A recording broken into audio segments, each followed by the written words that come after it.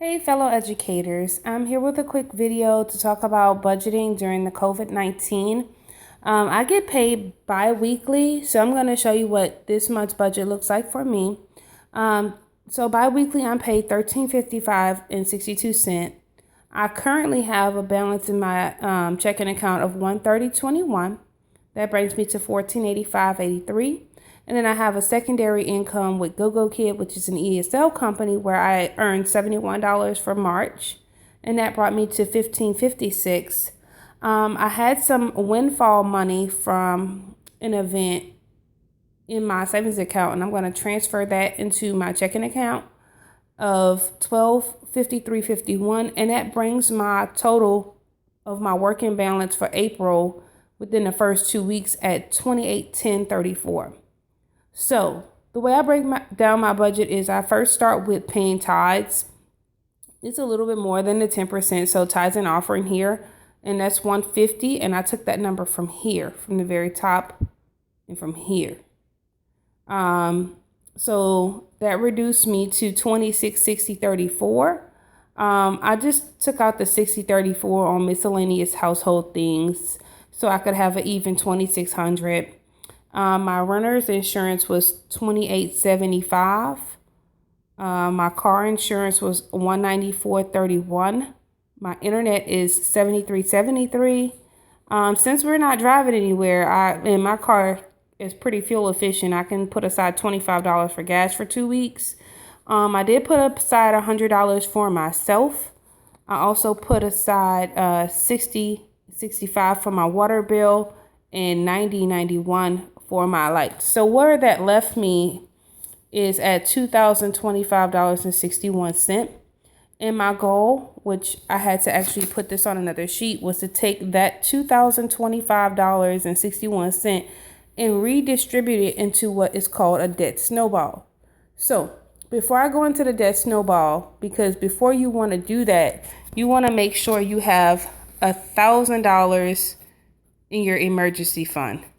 So the fastest way to get $1,000 in your emergency fund is when you come, let's say here where your income may start, you may want to go ahead and set aside 10% each paycheck until you hit your $1,000 emergency fund. If you're earning below or around $30,000, you may want to make that $500 in your emergency fund, just so it's attainable, because honestly, at 10% here, it really took me about 7 or 8 paychecks to actually hit that $1,000 goal. So I'm gonna be honest with y'all, okay? Because you still have other responsibilities, and you also want to include yourself in your budget. I actually, at one point, this 10% of my budget was the same thing. So this didn't exist until this existed for me.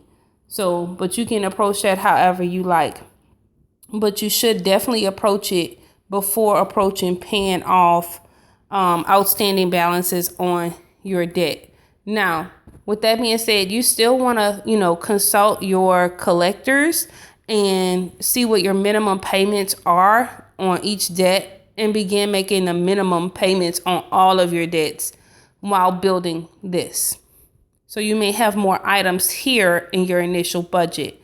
Again, and there's no copy and paste budget, because of, like you see here, and my budget is bi-weekly.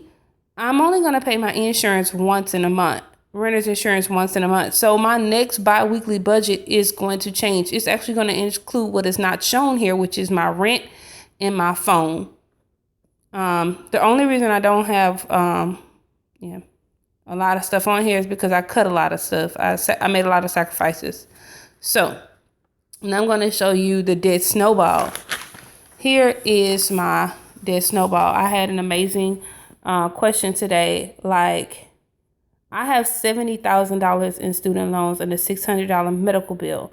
And a lot of people are afraid, especially with a balance that high and at a time like this, that there is no way to successfully pay that off. There is. However, the reality is it's going to take a lot to accomplish it, and it's not going to happen overnight. But the good news is you didn't get into all of this overnight. So you have to extend grace to yourself. and understand that it takes some time. So as I was showing you in my previous budget, I had a balance of $2,225. And I just feel so blessed. I'm looking at these numbers like, is this even right? It feels like you give yourself a raise when you create a budget. So that's one thing that should give you hope on how to attack your outstanding balances. So from that $2,225, the first thing that I'm going to do is pay out completely this $600 debt that I owe. Because in order from smallest debt to largest debt, it is first. So I'm not going to worry about the interest rate, which thank God right now, because of COVID-19, none of these student loans are occurring interest. So they're all at 0% interest right now anyway. So my minimum payment for my medical bill, let's say that if I couldn't make the full $600 payment, it would be $60 a month for 10 months and it'll be paid off. So once I take the money from the $2,000, my new balance after I attack this one is $0. Now from that $2,025.61, and I've spent $600 of it on a medical bill, I have a little bit of money left over. So what I'm going to do is distribute it amongst these other three. I'm going to, of course, meet all of the minimum payments here, but then I'm going to see what my actual payments will be. So notice that these last two remain the same because I'm going to maintain paying the minimum on the larger ones while I throw more effort at the smallest one, at the next smallest one. So even though the minimum payment on my very first loan of $2,021 is only $6.38, I'm actually going to push $1,211.21 at it, leaving me with a balance of $809.81. Okay, so my new balance by paying the minimum on the second loan will be $15,122. And my largest loan of $52,817.32 becomes $52,651. Now, guys, don't feel defeated. Again, there are ways to knock this down faster, of course, like, for example, planning for a windfall. Let's say that we actually do receive a COVID-19 stimulus check of $1,200. We're only going to receive that money one time.